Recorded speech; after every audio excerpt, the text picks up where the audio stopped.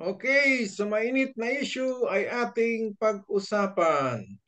So, para mabilis tayo, Okay. Kapdi, pakibasa Sige. na yung tema at saka yung konteksto. Ay, ngayon, September ngayon, ano? Kaya ang atin pong very timely ang ating tema sa anino ng batas militar. Sa konteksto po, sa tuwing sasapit ang buwan ng Setyembre, nakamarka pa rin sa kalendaryo ang araw na ika-21 bilang paggunita sa Proklamasyon numero 1081, ang pagsasailalim ng buong bansa sa batas militar ng dating diktador na Pangulong Ferdinand Marcos Sr. Maraming taon na ang nakalipas. Nagkaroon na rin tayo ng iba pang mga pinuno ng bansa. Sa ngayon na ang anak ng diktador ang nakaupo, si Pangulong Ferdinand Bongbong Marcos Jr., sa ating palagay ba ay dama pa rin ang batas militar gayong ilang panahon na rin itong nailif noong unang taon ng dekada 80.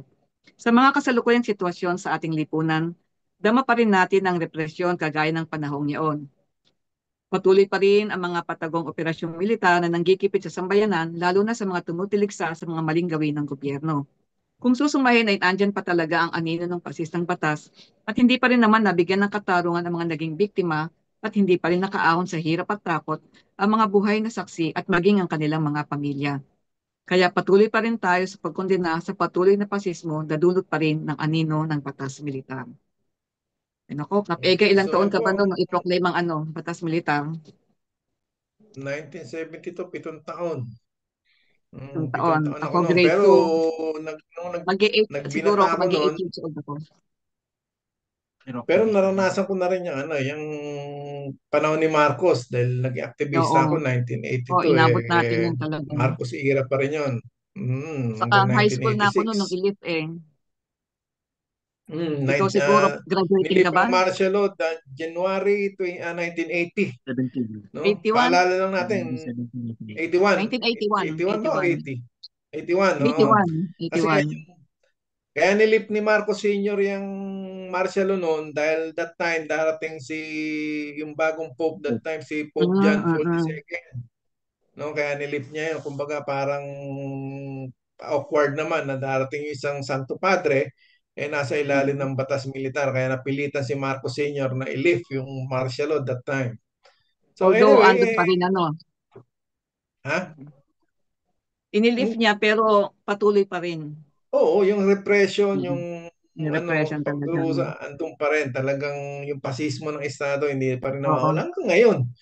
Huwag na tayo talagang hanggang ngayon talagang ramdam ng taong bayan. Though na hindi Mm. ganun ka pero sabihin natin andyan pa rin talaga, hindi nawawala. At bago yan at hindi lang yan ang ating pag-uusapan. Mainit ngayon yung tawag dito, yung baha ng korupsyon sa atin, no? Oo. Mm. Katunayan, sa darating na linggo, September 21, araw mismo ng ika-53 anibersaryo ng 3. proklamasyon ng batas militar sa ating bansa ay magkakaroon ng malawakang kilos protesta sa ating bansa at Kabila sa yun iba't ano. ibang panig, sa iba't ibang panig Kabila. ng mundo, sa mga migrant workers, no? At Mm. para makapanayam natin, bigyan tayo ng mas klaro, no? At na ma, malawak na pananaw, makakasama po natin ngayong gabi ang chairperson ng Kilusang Mayo 1, walang iba kundi si Ka Jerome Adonis. Ka Jerome, magandang umaga dyan. Gandang umaga po, Yes, Ka Jerome. magandang gabi dyan, Ka-Egay at kasamang Deets. At syempre sa lahat ng mga inaabot, nakikinig ng inyong programa, syempre lalong-lalo na sa mga kapatid nating mga OFW. Magandang gabi po. Kumusta na, Ka Jerome? Kamusta yung Well, sitwasyon sa atin dyan? well, of course, medyo exciting kasi nasanay na tayong mga Pilipino sa gitna nung krisis ay nagpapatuloy lang ang buhay. Exciting dahil lalong na-expose yung buong rehimen ng Bongbong Marcos under the control ng imperialismo ng Estados Unidos, kung gaano karumal-dumal ang krimen, lalong-lalo ng korupsyon sa ilalim ng burokrata kapitalismo headed by Bongbong Marcos. No, matindi yung nakawan sa buwis ng taong bayan habang Mm. lugmok sa kahirapan yung mas maraming mga Pilipino. Kaya uh, nandyan yung potensyal ng malakas na laban dito sa korupsyon at sa iba pang mga isyong pambayan. Ka Jerome, nabanggit mo yung burokrata kapitalismo kasi sa ating mga tibak, way back 3 decades, 4 decades, eh, matagal na natin sinisigaw yan at hindi maintindihan ng mga kababayan, ng mga simpleng kababayan natin. Basta narinig nila, Ah, burokrata kapitalismo, hindi nila maintindihan. Pero ngayon, oo, ano alam daw ba nila, yun? nararamdaman nila, dahil may korupsyon, may mga ghost project, may mga insertion. So, pwede ba paliwanag muna natin ng brief and concise kung ano yung talagang pina-eksaktong mukha ng burokrata kapitalismo? Well, ang pinaka-eksakto po niyan, syempre lagi nating sinasabi na ang mga burokrata ay sila yung mga nakaupo sa gobyerno at ginagawang negosyo yung kanilang posisyon. So pag sinabing Mm. burokrata kapitalismo, ito yung sistemang pampolitikang kaayusan na umiiral for the longest time hanggang sa ngayon. Mhm. At ang mga burokrata kapitalismo, ang pinaka-example, si Bongbong Marcos mismo, no? Bilang nakaupo sa poder ng kapangyarihan. Siya nga ang commander-in-chief, 'di ba? Tapos yung mga bilyar, no? At iba yung mga senador, sila yung mga burokrata kapitalismo, no? Na tinatawag natin. Kaya makikita natin sa mga nakaupo sa posisyon, sila din yung pinakamayayaman. Diba? Mhm. Nagtataka tayo, kumbaga baliktad kasi sabi nga kapag ikaw ay naging opisyal ng gobyerno, nahalal ka sa anumang posisyon, dapat ay mamuhay ka bilang ordinaryong mamamayan. Pero paulit-ulit na napapatunayan na kung sino yung nakaupo sa gobyerno, sila po ginagawa nilang gatasan or stepping Mhm. stone yung pag-upo para lalo pang yumaman. At yan na nga, sumambulat mismo yan dito sa lumalalang korupsyon. Nakikita naman natin yung mga investigations na nakakapag-provide ng dagdag na impormasyon at malalim na kaalaman doon sa ating mga kababayan na talagang napakasama ng ganitong kaayusan. At isa ito sa sistema na lalong nagpapahirap sa dating mahirap ng buhay ng mga ordinaryong mga Pilipino. Updates? Mhm. Balikan nga natin yung nasa konteksto, no? Yung damang-dama pa nga ba natin yung yung represyon na dala ng batas militar na nung araw. Well, Kasi opo. kami, dama namin sa nangyari sa Mm-mm. anak namin na alam Yeah, kong opo. may batas na ginawa ng NTF-ELCAC na kumbaga sa sangkot din yung mga state forces. Tama kayo dyan. Kasama din hanggang ngayon naghahanap tayo doon sa mga nawawala kasama na sina yung anak ninyo, no? At iba pa. Kanina naririnig ko pinag-uusapan nyo yung batas militar, lifted ng Mm. 1981 dahil dating si Pope, no? Actually, lifted lang naman yung deklarasyon. Pero simula Ay, ng sige, Gamitin hindi. gamitin, pa rin. Mm. oo, simula ng gamitin at itideklara ng Marcos Sr. ang batas militar, ni-lift, no? Kunwaring lifted, pero yung actual na impact ng batas militar ay nagpatuloy since September 21, 1972 at nagpapatuloy hanggang ngayon yan. Ano ang mga mukha niyan? Mga konkretong sitwasyon. Hindi nga openly deklarado ang batas militar, pero pinapayagan nga tayo na magkritik sa gobyerno, pero dudukutin ka. Mm. Sasampahan ka ng trump up Papatayin. charges, Mm. kukulungin ka, papatayin ka. Pagbibintangan kang terorista, no? Ililink ka sa mga rebel groups, no? Lalong-lalo na ililink ka sa revolutionary forces, sa New People's Army, sa Communist Party of the Philippines, National Democratic Front, para gawing legitimate na target ka. Well, in fact, gusto ka lang namang patahimikin dahil ayaw nila na ine-expose yung buong rehimen dahil posibleng lumaban in the future yung taong bayan. So, ano siya? Di ba martial law siya? Pasismo siya. Kaya nga. Diba? Despite na lahat naman nasusulat sa ating constitutional rights, no? Bill of Rights, ang dami-daming rights, no? Pero yung lahat ng yan ay mga limited rights within the perimeter ng burokrasya ng nagaharing sistema. So, hanggang ngayon, ang mga Pilipino ang mga manggagawang Pilipino, napakababa ng sahod. Ganyan din sa panahon ni Marcos. Napakataas ng presyo na bilihin. Ganyan din sa panahon ni Marcos Sr. Marcos Jr. ngayon, ibig sabihin, from Marcos Sr. up to Marcos Jr. Nung panahon ni Marcos, ang daming OFW dahil nga bangkarote, dahil ninanakaw nga yung pondo ng taong bayan. Hindi nga lang flood control nung panahon na yon. Diba?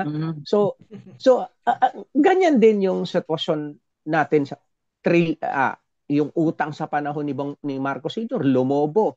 Ngayon, close to almost 17 trillion pesos ang utang ng ating mga kababayan. So ganyan din sa panahon na Marcos Jr. ngayon.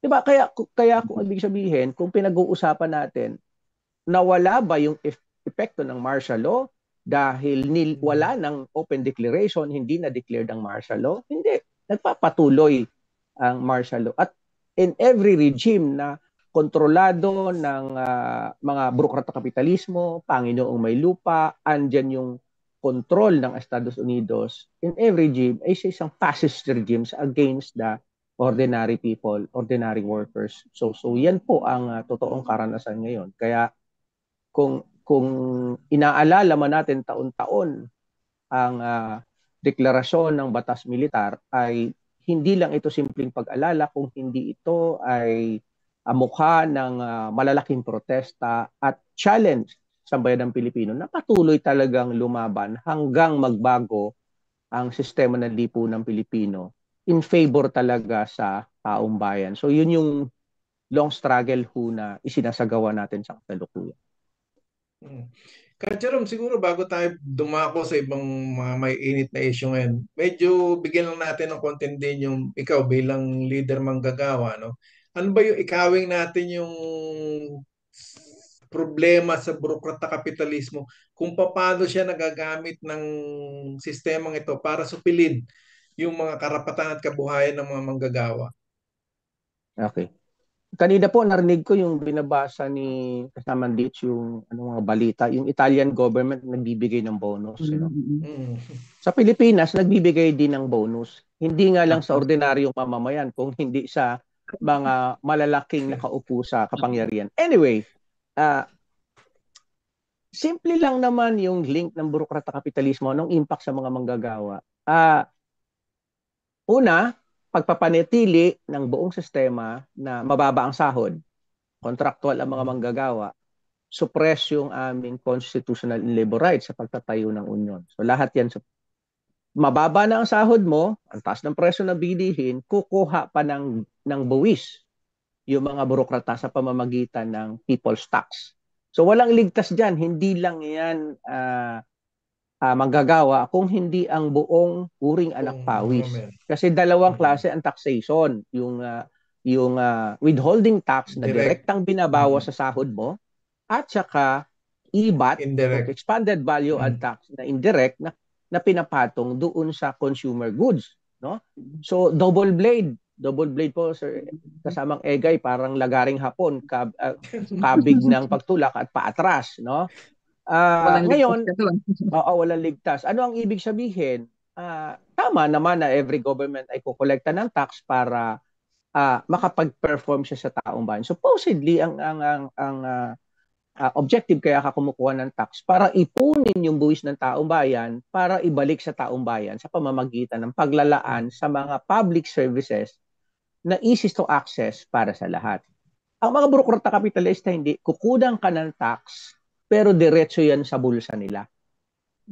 Yung kalakhan. Kumbaga, parang example, kinunan ka ng piso, yung 70% niyan, paghahati-hatian nila. 30% lang yung ilalaan sa services, etc. Kaya paliit ng paliit. Kaya ang itsura niyan, patuloy ang budget cut sa education, no? Patuloy ang pagliit ng dagdag na pondo para sa agrikultura.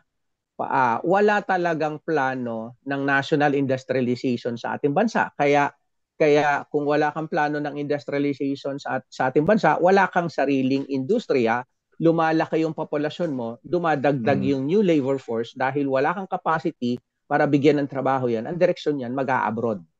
Or operan mo lang yan na mga temporary job na bababang sahod. So ganun po ang pinaka-epekto niyan sa ordinaryong mga manggagawa. Kaya kitang-kita ng mga manggagawa yan, simpleng kinukunan sila ng buwis, pero ninanakaw, kaya baha yung kanilang community.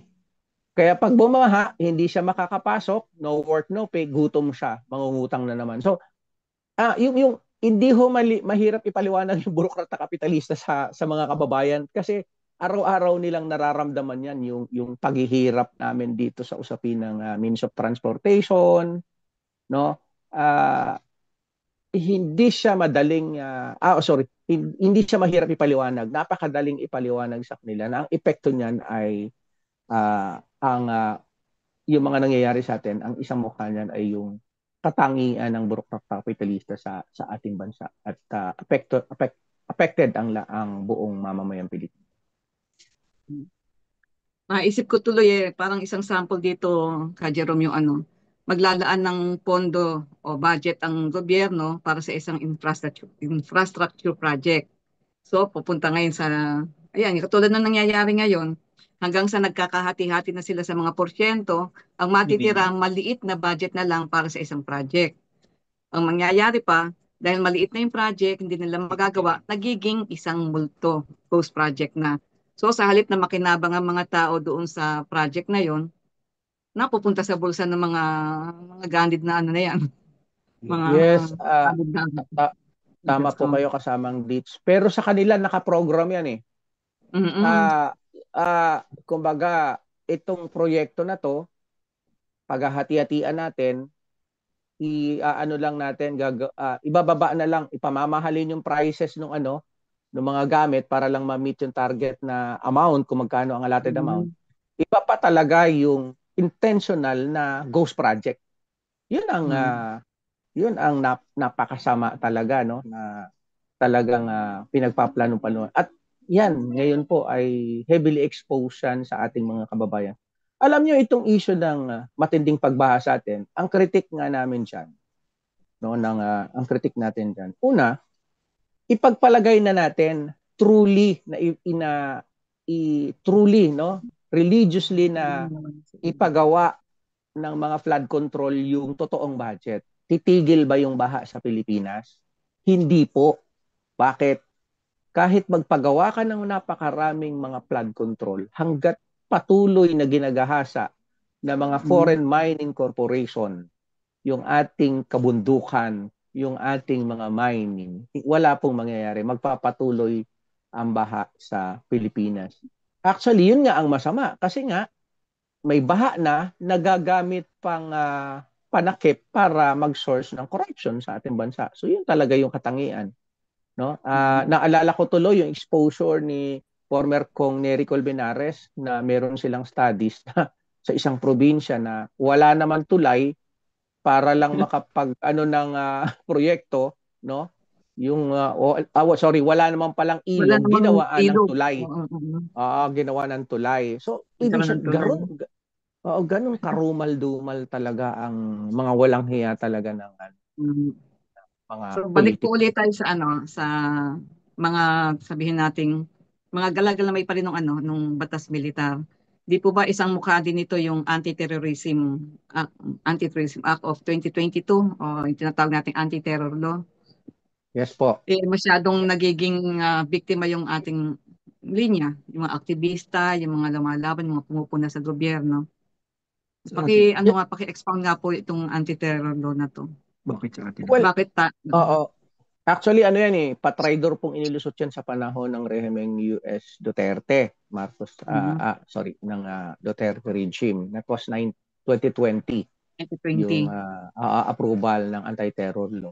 Actually, simple lang naman ang katumbas nito Ito ay katumbas ng deklarasyon ng parang martial law Di ba? Oo, yan. At hindi lang po ang target ng anti-terror law ay hindi lang mga aktivista, kung hindi kahit mga dissenters, ordinaryong mamamayan. Once na ikaw ay pumuna, no, sa mga patakarang pang-ekonomiya ng gobyerno, sa pampatakarang pampolitika ng gobyerno, sa usapin ng international relation na pinapatupad ng gobyerno, target ka ng gobyerno. Bakit anti-terror law? Kasi ang pinagbintang ang target daw ng batas ay mga terorista. Eh, Mm. ang tanong nga namin, ang manggagawa ba na sumisigaw para sa dagdag sahod ay terorista? Ang magsasaka Kaya ba nga na, ho, eh. na sumisigaw ng lupa para sa magsasaka ay terorista? Ang sambayan ng Pilipino ba na sumisigaw na kumalas tayo sa imperialismong Estados Unidos sa lahat ng larangan ng agreement economically, politically, culturally, and militarily ay terorista? So, yung salitang terorista na yung gobyerno mismo ang terorista ay binaliktad nila, no? Gusto nilang buuin yung naratibo na ang mga terorista ay yung mga lumalaban sa gobyerno. Eh sino ba naman ang tanong? Mm. Sino ba ang hindi lalaban dito sa gobyerno Kaya nga. ng ganitong klase ng gobyerno? Kaya ano po yan, talagang tools yan, natural na tools yan ng mga burokrata kapitalista para uh, supilin yung lahat ng forma ng paglaban ng mamamayang Pilipino dahil dun sa napakatinding exploitation na ginagawa ng gobyerno mismo, no, para against sa taong bayan. Ay, nako, Maria. Kumbaga sa ano po, eto, isa pa, yung NTFL Cup. Yes, Ano yung ang ano nito? NTFL Yes, yung NTFL CAC po, ano yan, Executive Order 70 yan sa panahon din ni Duterte, no? Talagang ano yung tinatawag nilang whole nation approach na Mm. yung mga civilian agency ay nagsama-sama para so-called ano daw ah, tapusin yung insurgency sa bansa natin, no? Isa itong open military attack, no? Kasi yan, napakarami hong biktima diyan kasama yung anak ninyo, no? Kami din Eh, ay sa hanay na manggagawa 72 yung pinatay, may mga missing pa hanggang ngayon. Yan po ay fully documented. So, pinopondohan ginagawang legal yung pasismo sa ating bansa. Hindi lang para atakihin yung mga taong bayan na humihingi ng lehitimong kahilingan natin para lutusin ang kahirapan, kung hindi nagiging source talaga ng corruption ng mga high-ranking military officials. Ang point ko lang na gustong sabihin ay baliktad ang ginagawa ng gobyerno, instead na resolbahin yung usapin ng kahirapan, kagutuman at saka injustice, tinatapatan nila ng mga batas na Wala na gagawing yun. legitimate yung fascist attack sa taong bayan. Andiyan ka na, Egay? Nakabalik ka ba? Ito pa, di ba si Gabriela, Congresswoman, Gabriela Party List Congresswoman Sara Jane Elago. Ngayon parang naghahain yata ang NTFL CAC na maalis siya dahil sabi nga nila, di ba ang tag niya kay Sara recruiter ng NPA. Oo Gusto po. ng NTFL CAC maalis siya. Oo. Nakakahiya naman tong NTFL CAC, no? Well, hindi tayo nagtataka, trabaho talaga nila yon, pero paulit-ulit silang mabibigo dahil alam ng taong bayan kung sino yung tunay na representasyon ng taong bayan sa loob ng reaksyonaryong kongreso, 'di ba? Kaya kami po, maaaring kayo din bilang mga Pilipino na nasa ibayong dagat. Sa totoo lang, very proud ho tayo. Dahil from the very start na nagkaroon tayo ng mga makabayang kinatawan sa loob ng Kongreso noong 2001, unang-unang paglahok sa party list system, wala ni isang mang representative natin sa loob ng reaksyonaryong Kongreso ang na-involve sa corruption. Tama. Kaya nasa high moral ground po tayo para tugisin ang mga corrupt sa loob ng gobyerno. Kaya wala silang mabintang eh. Kaya in place po ang mga policy, ang mga batas, andiyan ang anti-terror law, nandiyan ang NTFL-CAC. Kasi nga ayaw nilang tuluyang ma-expose ng iilang makabayang kinatawan natin sa Kongreso, yung buong sistema. Ayaw nilang ma-expose na ang buong sistema, no, ay hindi magsisilbi sa taong bayan. Sabi ko nga, hardworking ang mga Pilipino. no? Lahat tayo hardworking, pero bakit ang buhay natin ay pahirap ng pahirap kada taon? Sa kabilang banda, yung mga nakaupo sa gobyerno, malalaman natin na payaman ng payaman yung kanilang mga buhay. So madaling makita kung nasaan napupunta yung ating pinagpaguran. Kung nakikita natin na saan napupunta yung ating pinagpaguran, abay karapatan natin na singilin sila, no? Karapatan natin na kung napupunta yan sa nakaw, dapat sabi nga namin, lahat ng mga magnanakaw sa gobyerno dapat managot, ikulong at ibalik yung kanilang ninakaw, no? At sa totoo lang, pag pinag-uusapan natin kung sino ang numero unong korap sa bansang Pilipinas, no other than the Bongbong Marcos, siya mismo. Kaya wag niyang iligtas niya yung sarili niya na para bang nagsagawa siya ng isumbong mo. May programa na alala niyo, isumbong mo kay presidente. Ang gusto niyang isend dyan na mensahe, ang mga korap, yung mga DPWH official lang, yung pinangalan ng congressman, yung mga senador, no, yung mga kontraktor. Ang gustong mensahe niyon ay sila lang ang korap at ang Bongbong Marcos ay malinis. Huwag siya magmalinis dahil si Bongbong Marcos po ay nagtampisaw sa nakaw na yaman ng kanyang pamilya. Siya mismo ay lumaki sa nakaw, no? So tapos pangalawa, ang Malacanang mismo, headed by the president, yung nagbubuo ng national expenditure, yung NEP na tinatawag natin, na pinapa-approve sa Congress at sa Senado. So naka-itemize yun. Nandun yung pondo sa flood control, 'di ba? Kaya may item para sa corruption talaga, no? Flood control pa lang yung pinag-uusapan natin. Marami pang ibang bagay diyan, yung mga insertions, etc. and so on and so forth. Sa palagay niyo po, paano kaya natin maano yung misinformation at disinformation na kumalat mula yung mga nakaraang taon na to tungkol sa batas militar? Kasi ang sinasabi ng iba, gusto nilang ibalik ang batas militar dahil daw maganda daw ang buhay noon at golden years daw yung mga panahon na yon. So paano natin malalabanan itong mga disinformation na to? Dahil siyempre hindi lang mga mismong tao kalaban natin kundi itong mga ganitong mga uh, forma ng paniling lang para lang tayo ay baga sa ano sumunod tayo doon sa sinasabi ng gobyerno na maging masunurin ka sa gobyerno. Kung Yes, hindi, tama. ano ka? Oo, tama kayo dyan, Kasamang Ditch. Ang pinaka-effective na pangdurog sa misinformasyon na yan, no other than kailangan talaga magsikay tayo mag-organize sa ground. No? Kailangan talagang paghusayin natin yung propaganda education sa pamamagitan ng direktang paglubog, no, sa hanay ng mga pinakamahihirap na sektor sa ating bansa. Kung dito sa Pilipinas yan, tuloy habang inoorganisa mo sa union yung mga manggagawa, ipinapaliwanag mo mismo yung kabuuang sistemang ginagalawan niya araw-araw sa mga kabataan, sa mga komunidad, sa mga magsasaka, sa mga tutubo. Diyan natin may explain, diyan natin mababasag diyan natin mapapahatid sa kanila yung tunay na information. Kasi kung aasa lang tayo sa social media, sa mainstream media, sa naririnig natin sa Malacanang, sa mga congressman, sa mga senador, ay lahat po yan ay mga maling impormasyon. Karamihan dyan ay mga maling impormasyon na kaya daw tayo mahirap kasi tamad tayo, no? Ganyan yung mga naratibo na gusto nilang ipatanggap sa atin. So kaya kung usapin paano malalabanan effectively ang misinformation, punta tayo sa ground, mag-organize talaga tayo. Doon natin ipaliwanag kasi pag pumunta ka sa ground, ang maaabutan mo, magrereklamo talaga sa'yo. Naku, Ka Jerome, wala kaming pambili ng tanghalian.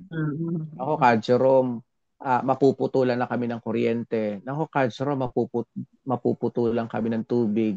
Yung anak ko walang pambaon.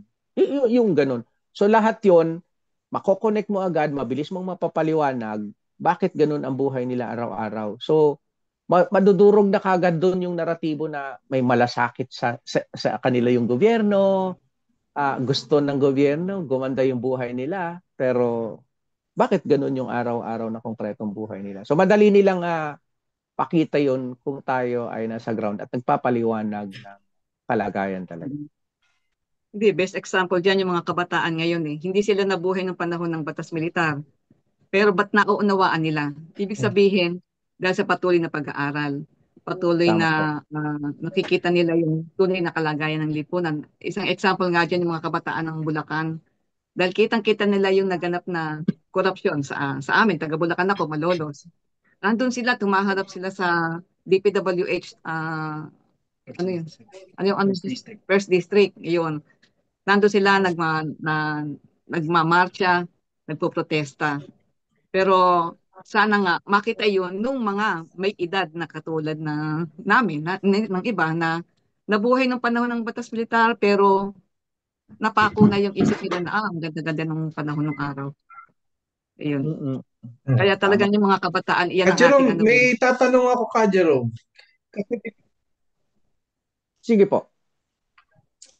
hindi, may tanong ako kay ka, Jerome, kasi di ba, pinag-uusapan natin ng burokrata kapitalismo, no? Kasi ika nga sa tatlong salik ng problema ng bayan, feudalismo, burokrata, imperialismo. Tanda ko kasi nung panahon ni Marcos Sr., no, nung pagkatapos nung Ninoy Aquino assassination 1983, around 84, 85, kumbaga yung amo ni Marcos na US, no? Talagang na-deteriorate na yung relasyon niya sa US. No, katunayan, sometime in October or November 1985, in the middle of the night, around 2 to 3 a.m. ng maga, no? Tinawagan si Marcos Sr. na natutulog na ng panahon at malubha na yung sakit. At tinanong siya ng US State Department kung ano yung plano niya na para, kumbaga halatang bibitawan na siya ng US. No, kumbaga tinanong siya directly, ano yung plano mo? At sinagot ni Marcos na may ano siya, may plano siya na magpatawag nga ng snap election para magkaroon siya ng fresh mandate, no? Na nangyari nga sa history nga nung February of 1986 at alam naman natin ang kada yan, ng people power. Sa panahon ba ngayon ni Marcos Jr., Ka Jerome, wala ba tayong nauulanigan o nakikita na kumbaga parang ready to go na rin si Junior na i-sakripisyo ng US, ng amo niyang US? Well, sa ngayon po, sa ngayon wala pa yung ganong kaklaro na sitwasyon sa Pilipinas. Pero palagi siyang presence kasi ang US ang pinakatuso eh. Pag hindi ka na kaya niyang pakinabangan or hirap ka magmaniobra in favor sa US, talagang sisipain ka niya at any time, at any moment. So, tandaan ho natin na isang signal dyan na malakas pa ang suporta ng Amerika kay Bongbong Marcos. Yung pagpunta niya, pag-visit niya last month sa White House na nagmakaawa siya, lumuhod sa US na from tariff na 20%, binaba sa 19%. So 1%, tuwan-tuwa na siya. Pangalawa, ang kapalit nun, yung pagpayag mismo ni Bongbong Marcos na gawing military facility ang Pilipinas ng mga armaments, no, ng Estados Unidos dahil gustong i-take advantage ng US yung dispute sa pagitan ng Pilipinas at West Philippine Sea na humantong siya sa giyera para makapagbenta siya ng mga armas pandigma at of course kikita siya, makakaahon-ahon siya sa napakalubhang krisis niyang kinasasadlakan sa kanya ngayon, ano? So, pangalawa, tinutulungan siya ng Estados Unidos at nasa dikta ng Estados Unidos na magremedyo siya, magmaniobra, kumawala doon sa napakatinding krisis. Kaya yung sumambulat na matinding korupsyon, alam ng US yan, ano? Kaya ang bilin diyan ng Estados Unidos, magmaniobra ka na, hindi nakakayanin na manatili pa si Romualdez bilang Speaker of the House. Kasi lumulubha yung banggaan within the ruling system na lalong na-expose yan yung banggaan sa pagitan ng buong sistema ng Remeng Marcos sa taong bayan. Madaling mamulat ng taong bayan kasi kami yung biktima eh. Tayo ang biktima. Okay. So ang bilin dyan ng US, magmaniobra ka na, tanggalin mo na yan si speaker. No? Okay. Pangalawa, yung galawan sa Senado, yung pagsiba kay Chis Escudero is another political maneuver para lalong i-consolidate yung political power kay Marcos Jr. At lalo na ang itong mga maniobra na to sa House and Senate, tiyakin kung magkakaroon man ng mga investigations ay hindi ituturo si Bongbong Marcos niya siya ang pinunong korap sa kasalukuyan dahil interes yan ng Estados Unidos. So, yan po ang general play sa kasalukuyan. Kaya ang tindig ng National Democratic Movement sa Pilipinas, no, ng Kilusang Mayo Uno, ng lahat ng pampulitikang puwersang makabayan sa Pilipinas, talagang i-educate ang taong bayan na hindi nauubra yung magpapalit ka lang ng kakatawan sa Kongreso, kakatawan sa Senado, kakatawan mismo sa buong bansa. Hindi nauubra yan kasi nagpapalit ka lang ng pare-parehong nanggaling sa iisang uri. Kailangan ma-realize ng taong bayan na ang may problema ay ang buong sistema at yun ang kailangan palitan sa hinaharap kapag yan ay kakayanin na natin. No. So, iyan po ang general play ng Estados Unidos. Mga sign pa na nakasuporta pa rin ng US kay Bongbong Marcos dahil nagpapatuloy pa po yung mga military exercises sa bansa natin. Pabor na pabor sa Estados Unidos yung pagpayag ni Bongbong Marcos na magkaroon pa ng mas maraming EDCA sites sa mga estratehikong rehiyon sa ating bansa, no? At dahil siyempre ginagamit niyang military facilities or ibakan or warehouse or bodega ang Pilipinas ng kanyang mga armas pandigma sa Pilipinas. Itong mga political maneuver ay kailangan tong maging effective. Kailangan makawala si Marcos diyan sa matinding political crisis na yan. Kasi pagka hindi, kasi kapag ineffective yung kanyang maneuver, ay pwedeng mangyari na bitawan siya ng Estados Unidos sa hinaharap. Tulad nung ginawa ng US sa panahon ni Estrada na nagkaroon, naalala niyo yung people power? Pabagsak siya nung people power. Hindi basta nagkaroon ng people power dahil hindi niya makontrol, no? Ang kasalukuyan na peperwisyo yung economic interest at political interest ng US sa Pilipinas, ay madali siyang bitawan ng kano pagdating sa bagay na yan. So ayaw nila maulit yan na mga pangyayari. Kaya natural sa kanila na magmamaniobra talaga sila. Okay, Jerome, bago tayo magtapos, baka may gusto kayong sabihin tungkol sa magaganap sa Pilipinas sa September 21 at ano magiging partisipasyon ng ating mga progresibong organisasyon. Yes, well, tama po kayo. 53rd anniversary ng martial law sa Pilipinas. Magsasama-sama po ang mga biktima ng martial law economically at politically at sumambulat ang napakatinding korupsyon sa ating bansa. Of course, sinisikap natin na magkaroon ng actually sa Luneta, yung maalala nyo, yung Million People March, ngayon may mga tinatawag na Billion People March. So lahat po yan ay laban sa korupsyon. Although magkakaibang level, ang National Democratic Movement sa ilalim ng bagong alyansang Makabayan kasama ang iba pang mga formations ay ang panawagan natin, dapat managot lahat ng korap. Ibig sabihin nung managot lahat ng korap, kasama si Bongbong Marcos sa pagpapanagot. Ikulong ang mga yan, tapos ibalik yung nakaw na yaman sa pondo ng taong bayan. Kasi ninakaw mo, ibalik mo. Ibalik. Oo, ibalik sa taong bayan. Hindi pwede yung nag-resign lang, okay na. Diba? Kasi yun ang kaugalian. So, September 21 po, 9 a.m. magaganap ang malaking rally sa Luneta. So, welcome po ito sa lahat at to make it very clear, hindi welcome dyan yung DDS. No? Hindi yan rally ng DDS ang September 21 sa Luneta. Sa kabilang banda naman, may mga taong simbahan, 2:00 naman ng hapon, may pagkilos din sa People Power Monument sa EDSA. So, kaya po ang September 21 ay nakapackage sa isang National Day of Protest, pambansang protesta laban sa korupsyon at paghingi ng accountability sa rehimen ni Bongbong Marcos. So hindi lang ho sa Metro Manila magaganap ang rally, magaganap din sa mga sentrong lungsod sa kada rehiyon sa ating bayan, sa Cebu, sa Negros, sa Panay, sa Davao of course, dito sa Central Luzon hanggang sa Baguio City.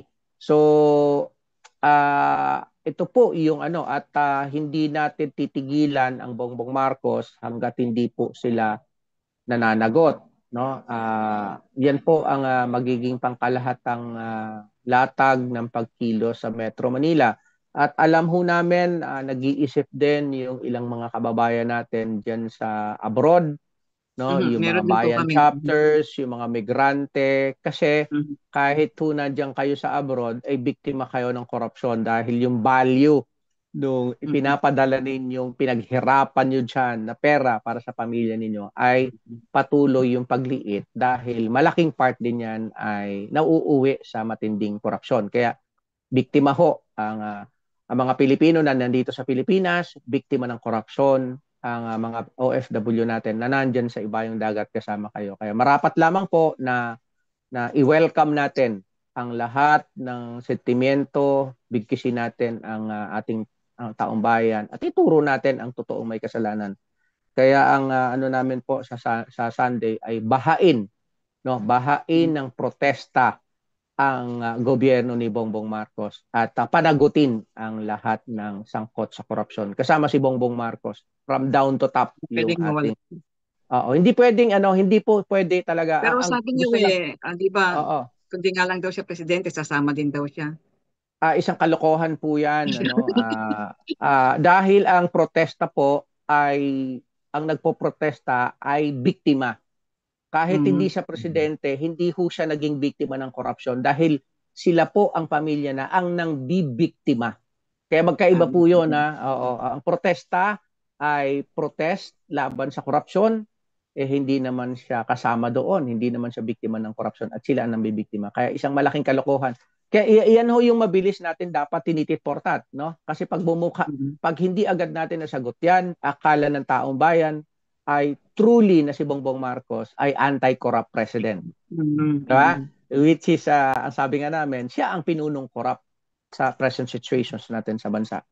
Kaya yun po yung mangyayari sa September 21 and beyond September 21. Patuloy. Kaya Jerome, ano Opo. naman ang mensahe mo sa aming mga, tulad namin mga migrante na nasa buong mundo? Well, syempre, sa tulad natin yun, na mga maraming salamat po sa inyong mga padalang dolyar, no? Pinaghihirapan, pinagpupuyatan, nagtitipid ng merienda, no? Para lang makadagdag ng pambili, panggastos sa inyong pamilya dito sa Pilipinas. Hindi lang mga partikular na pamilya ang tinutugunan ng inyong paghihirap, hindi lang yan ang inyong binubuhay. Binubuhay nyo yung buong reaksyonaryong gobyerno dahil kumukolekta siya ng buwis, taxes, bilyon-bilyon ang inyong pinapadala. Nakakalungkot at the end of the day ay hindi naman pinakikinabangan ng taong bayan yan. At worried talaga tayo sa data na taon-taon palaki ng palaki yung mga Pilipinong nag-abroad, no?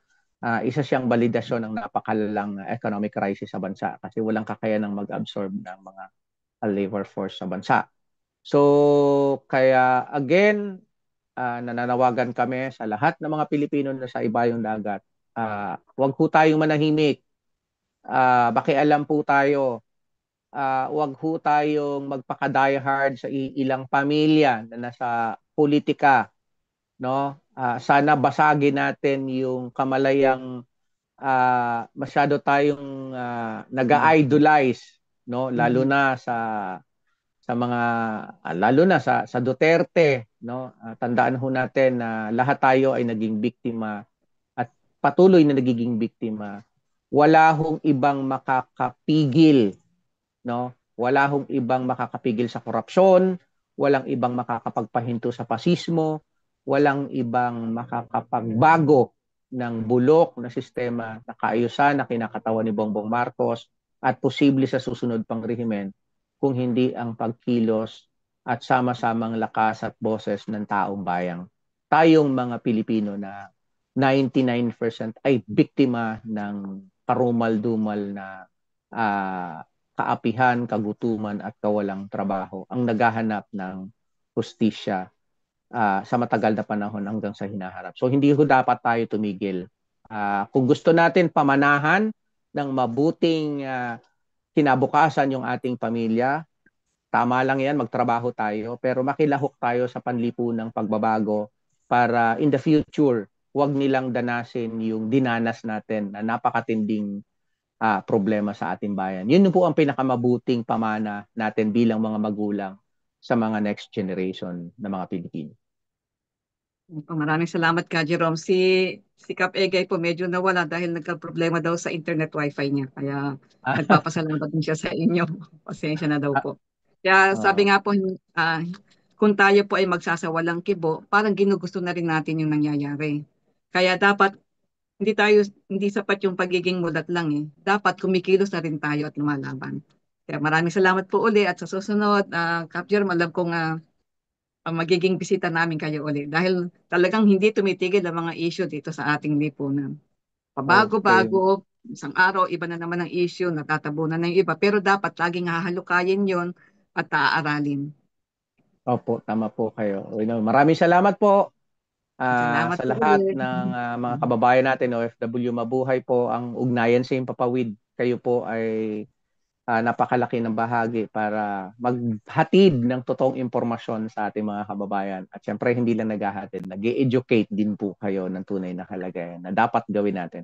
So mabuhay po ang ugnayan sa Himpapawid. Mabuhay ang lahat ng mga Pilipinong OFW sa ibang bayan dagat. Saan man kayo sa mundo. Maraming salamat po at magandang gabi. Maraming salamat din po at magandang umaga at magpahinga, mag-ingat at mag-store ng lakas para sa mga susunod na araw. Maraming salamat po. Thank you po. Bye-bye. Okay.